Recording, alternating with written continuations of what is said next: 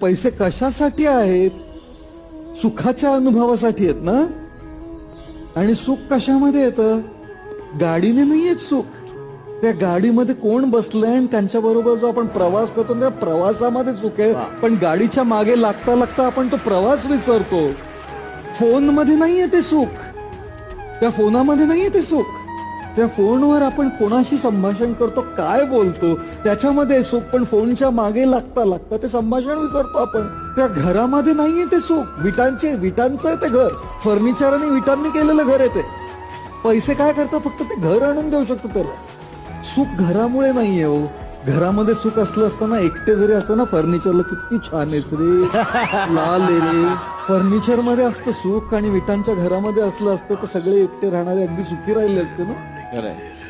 म्हणून फर्निचर आणि विटांच्या घरामध्ये सुख नाहीये, नात्यांमध्ये सुख आहे आपलं. घड्याळामध्ये सुख नाही.